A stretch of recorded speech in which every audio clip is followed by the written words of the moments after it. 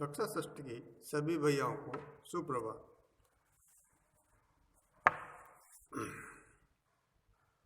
आज हम संस्कृत विषय में त्रयोदश पाठ 13वां पाठ विमानयानम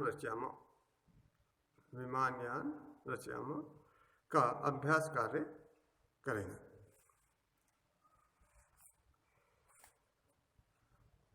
पहला प्रश्न है, कोष्टकांतर्गत शब्देषु तृतीय विभक्ति योजित्वा तिक्त स्थानानि पूर्यत।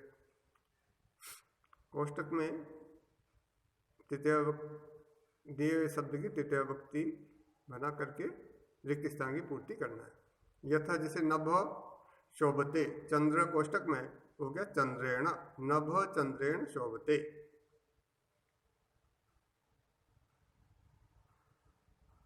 सा जलेन मुखम प्रक्षाल्यति, कोष्टक में दिया है विमल, क्या हो जाएगा विमलेन। सा विमलेन जलेन मुखम प्रक्षाल्यति। ख राघव विहरति विमानयान, विमानयान क्या तृतीय विभक्ति में हो जाएगा विमानयानेन, राघव विमानयानेन विहरति।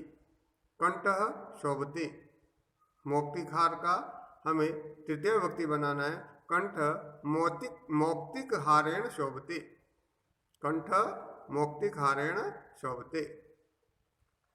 नभ प्रकाशते, सूर्य का तृतीय विभक्ति यहाँ आ जाएगा नभ सूर्येण प्रकाशते। पर्वत शिखरम आकर्षकम दृश्य अम्मुदमाला, पर्वत शिखरम अम्मुदमाल्या आकर्षकम दृश्यते। अम्मुदमाला का तृतीय विभक्ति होगा अम्मुदमालया, अम्मुदमालया आकर्षकम दृश्यते। पर्वत शिखरम अम्मुदमालया आकर्षकम दृश्यते। इस प्रकार ये हमारा पहला प्रश्न जो है पूरा हो गया। दूसरा प्रश्न है, भिन्न वर्ग से पदम चिन्हतु। भिन्न वर्ग, कुछ शब्द दिए हुए और उनमें एक शब्द अलग होगा, उसको हमें लिखना है। जैसे सूर्य, चंद्र, अम्बुध, शुक्र। सूर्य, चंद्र, शुक्र ये क्या है? ग्रह है। अम्बुध इससे अलग है तो भिन्न वर्ग हो गया अम्बुध। ऐसे पत्राणि पुष्पाणि फलानि मित्राणि।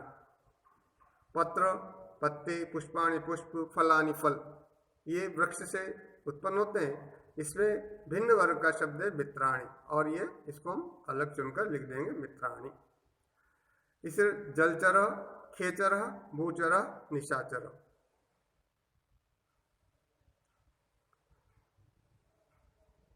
जलचर जल में रहना, जल पर विचरण का खेचर। भूचर धरती पर विचरण, खेचर आकाश में विचरण करने वाला। तो इससे भिन्न हो गया निशाचर, निशाचर। ग है गाव, सिंह, कच्छप, गजा। गाव गाय, सिंह शेर, गजा हाथी, और कच्छपा कहाँ रहते हैं? जल में, अर्थात कच्छपा भिन्न वर्ग का शब्द हो गया, पद हो गया।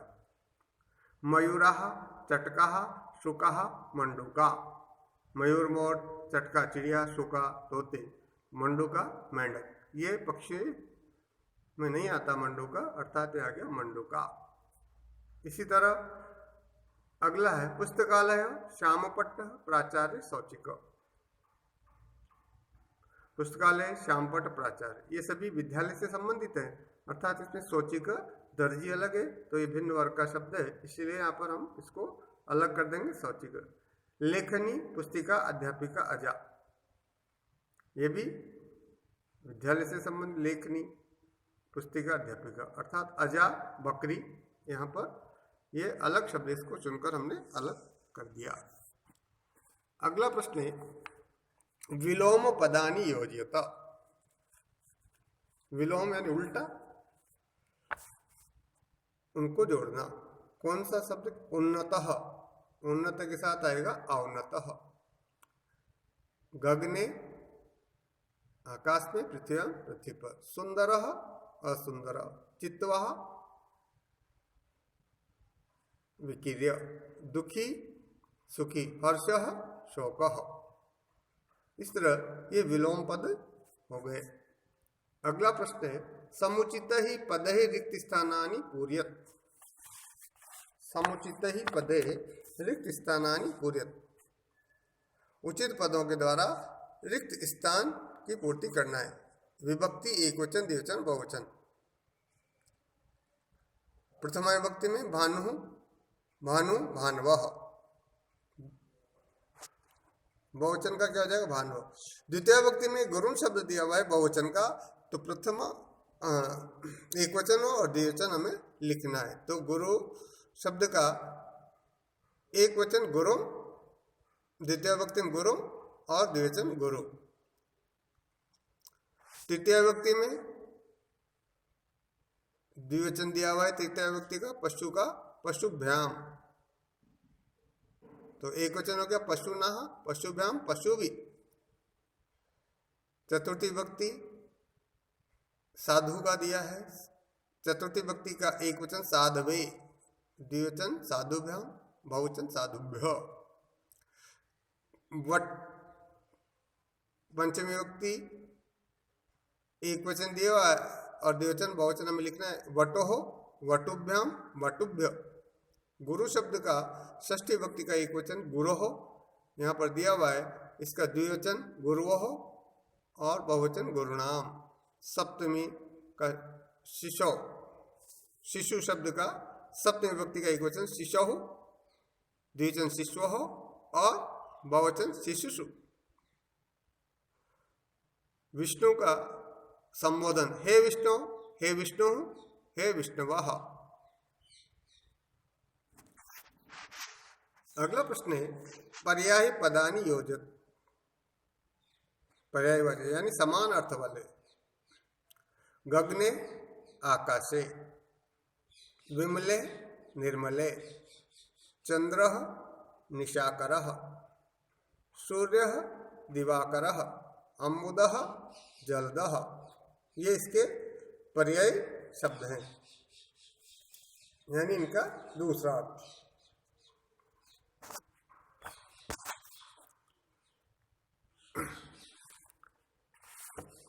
अंतिम प्रश्न है, प्रश्नानाम उत्तराणि लिखत। पहला प्रश्न है, के वायुयानम रचयन्ति, यानी वायुयान की रचना कौन करते हैं? राघवः, माधवः, सीता, ललिता च वायुयानम रचयन्ति।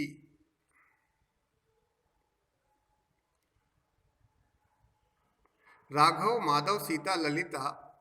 राघव, माधव, सीता और ललिता वायुयान की रचना करते हैं। दूसरा प्रश्न है, वायुयानम कम कम क्रांत्वा ऊपरी गच्छति। वायुयानम कम कम क्रांत्वा, वायुयान क्या क्या किन किन को पार करके ऊपर जाता है? वायुयानम तुंगम भवनम च क्रांत्वा ऊपरी गच्छति। वायुयानम तुंगम भवन,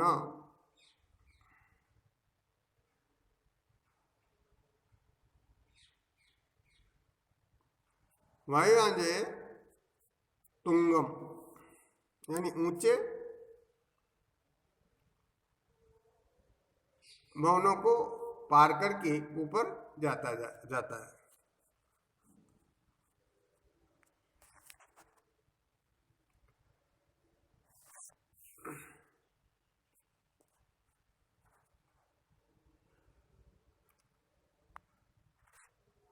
उन्नत वृक्षम तुंगम भवनम च क्रांत्वा ऊपरी गच्छति। वायुयानम उन्नत वृक्षम तुंगम भवनम च क्रांत्वा ऊपरी गच्छति। वायुयान ऊंचे वृक्ष और ऊंचे भवनों को पार करके ऊपर जाता है। अगला प्रश्न है, वयम कीदृशम सोपानम रचयामः। हम जो है किस प्रकार की सीढ़ियों की रचना करें? वयम हिमवंतम सोपानम रचयामः। हम बर्फ की सीढ़ी की रचना करें। वयम कस्मिन् लोके प्रविशामः। हम सब किस लोक में प्रवेश करें? वयम चंद्रलोके प्रविशामः। हम सब चंद्रलोक में प्रवेश करें। चंद्रलोक में प्रवेश करें। आकाशे का चित्वा मौक्तिकहारं रचयाम। आकाश से का चित्वा, आकाश से क्या चुन करके मौक्तिकहारं रचयाम, मोतियों के हार की रचना करें। आकाश से विविधा सुंदर ताराः चित्वा मौक्तिकहारं रचयाम। आकाश में विविधा अनेक प्रकार के सुंदर तारों को चुन करके बादलों की माला की रचना करें। मौक्तिकहारं यानी मोतियों के हार को, मौक्तिकहारं। आकाश से अनेक प्रकार के सुंदर तारों को चुन करके मोतियों के हार की रचना करें। अगला प्रश्न है, अगला और अंतिम प्रश्न, केशाम क्रेषु हर्षम जनयाम।